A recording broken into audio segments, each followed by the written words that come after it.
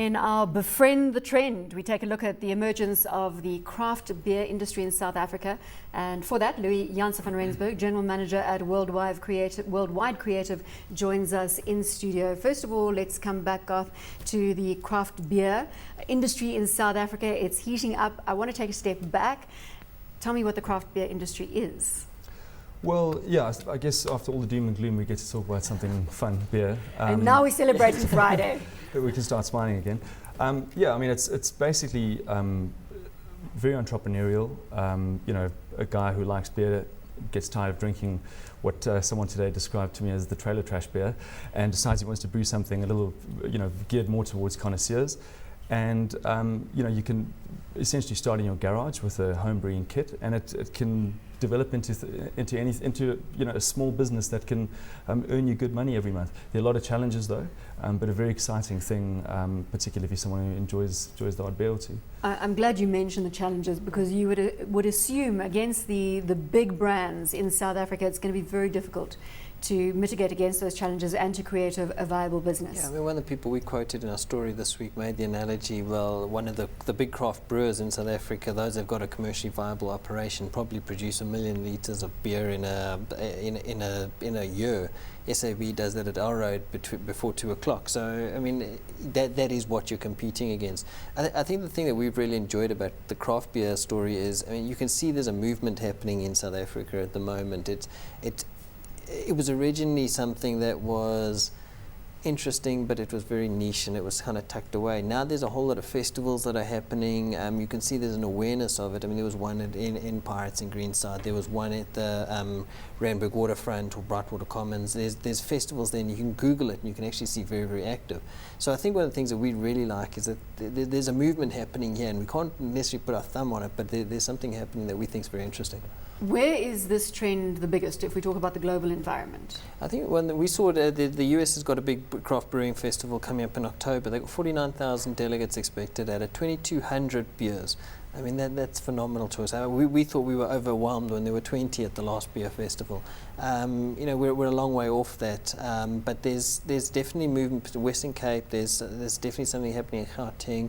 Yeah, I mean, I think wherever you see it. Is this something Norman Adamany and his team should be worried about? Can we encroach, or can the craft beer producers encroach on the territory of SAB down the line? I doubt it, because, you know, you're talking about something that starts off as a bit of a mom and pop operation and gets bigger, taking on the second biggest brewer in the world. You know, I think it's more the other way around. They need to be afraid of what SAB might do to them. But I actually had a chat this morning with the guy who started Darling Brewery, and he gave me a very interesting perspective, and he said, well, in many ways the craft brewing industry is good for the likes of SAB and Brand House, because it brings in people who have never ever drank beer before. And he said 50% of their clientele, or 50% of the people who drink the beer, are actually ladies. And, you know, I hate to be accused of making sweeping generalizations, but in South Africa you don't normally see a lady holding a you know, half a litre bottle of beer in her hand. And he was saying that they've actually been very well received by ladies, and it brings people who don't normally drink, you know, your typical Castle or Windhoek into the equation. There was an interesting discussion that also came out from a couple of our interviews, was that, you know, South Africa has a drinking problem. I mean, we drink more than we should, and you do say it as it is, don't you? Yeah, we try, but I mean, that's the reality. We drink too much. Globally, we're above the average, and one of the interesting things about craft beer is that it's often more expensive, probably twice as much as a traditional bottle of Miller's. But what it can do, a really healthy craft brewing industry in South Africa could potentially change South African drinking habits. So from that perspective, I thought it was I think it's very interesting. And what we enjoyed about this topic, and Garth and I have just been chatting about, is just how it's managed to emerge, you know, how it's developed a following. And we were talking about crowdsourcing. How do you get people involved? How do you get people really interested in such a niche product? And that's where we thought, you know, that the subject of crowdsourcing was something that we wanted to unpack a little bit. And of course that means enter Louis Janse van Rensburg.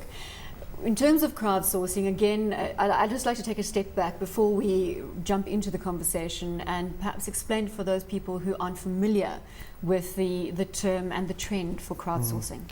I think in short, it's a shared value exchange between an individual, organization or business and its community.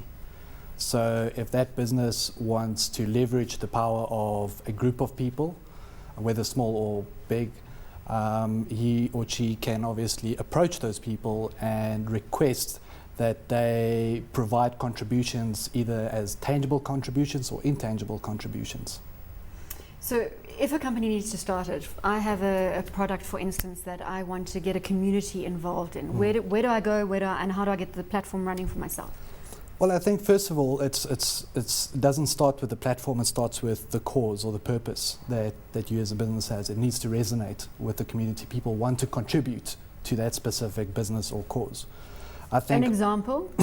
An example would be, I mean, let's take Trevor Manuel and the National Planning Commission. They launched the NPC Jam. When was this? About a couple of months ago. Where Trevor went into, we're on a first name basis, by the way, where Trevor went to Parliament and said, I want to tap the collective intellect of South African citizens and get their ideas on how we can solve some of South Africa's biggest challenges. And he did that, launched a platform called the NPC Jam. And I mean, the contributions, I don't know the stats with me, but it was pretty successful. Well, if the National Planning Commission is doing it, we should all be doing it, shouldn't we? I mean, that's very forward-thinking. Yeah, absolutely. I think there's some very cool examples of it as well. I mean, that's one example. Another one we saw from some of the music bands in terms of how do you work out what products you want to are very, very successful. So what they did was they'll put all their songs online and they'll say you rank, let the community rank the top 3, and they'll use that as their way to actually make an album that they'll ultimately go and reproduce.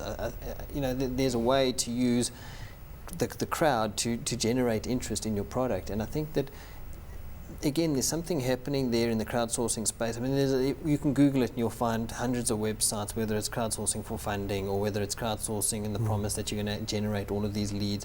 I think you've got to understand there's a crowd of people there that have a common interest. It's a case of finding how do I align my brand to get something out of it. Garth, your thoughts on this?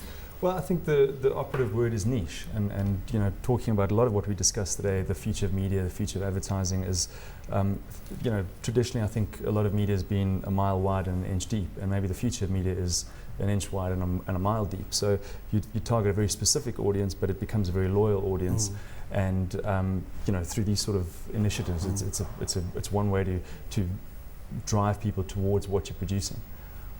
Perhaps if we could use, and I go back to, I mean, crowdsourcing's been around for a long period of time. Since but it the hasn't. 1800s. Well, right, long before my time.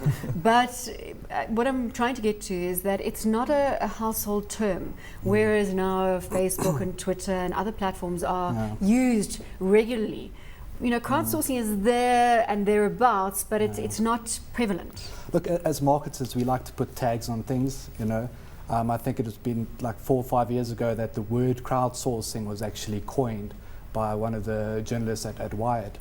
And but it, like I said, it's not new. The proliferation of crowdsourcing is very new because the tools are there now to make it easier for companies such as yourselves to tap into the power of crowds. Certainly you can have, like, even use your own Facebook profile to do that. There's channels such as Kickstarter, which is a crowdsourcing platform to raise funds for a business or a product that you have. So the proliferation of those of crowdsourcing is a lot better, but you know, people such as Charles Dickens used crowdsourcing in the 1800s to help write his books. Is it something that you think traditional media platforms are going to start incorporating if we go back to our previous discussion? Yeah, I think on a wider basis. Yeah, I think what will happen is that people want return on investment, and again, it's how deep is that return? Is it a case of let me scattergun? And I would also love 20,000 new subscribers tomorrow, and I can say, well, there's my crowd. I must surely be able to source out of it. But haven't you got your crowd on Twitter? Yeah, I'm not as popular as some of the others, but I mean, the point is... It's the same thing, though, isn't the Twitter platform? That's effectively crowdsourcing. It is, but I think you've got to control the message, and that's why we talk about social media and what you get out of it. But like I said, you've got to, just because you've got followers, I mean, we saw the stats the other day about the likes on Facebook, how much, like 10 or 15% of these likes are all profiles, or not even real profiles. Or they're people running multiple profiles. So just because you've got 1 million likes for your product doesn't necessarily mean anything. It's how do you engage. So people are actually fiddling the numbers. I would jump in there and say it's always about quality over quantity. You know, the brands and businesses that get the value of a loyal and engaged community are the ones that will pick up on crowdsourcing like that, and they will benefit from it either in terms of knowledge or in terms of actual, you know, money-wise. I'm going to borrow from Bruce Whitfield here again, because I think he's hit the nail on the head. He referred to the return on tweet. He was the first broadcaster I saw do it, which means you send out a tweet, you've got to see how many followers you get from one tweet, and then you know whether you've got power or You not. see, now it gets interesting. So now there's a Sean Riley is one of the local entrepreneurs. They've just launched paid tweets, paid for tweet, and suddenly you start thinking, well, you know, it's a cool initiative and good for him, good business. But then you start asking about the integrity. Is somebody going to follow you because they know you're trying to push something to them the whole time? And Twitter is also a lot, it's almost like a bit of farming as opposed to hunting, you know, and you do often see the benefit of it down the line, not necessarily return on a tweet that's there.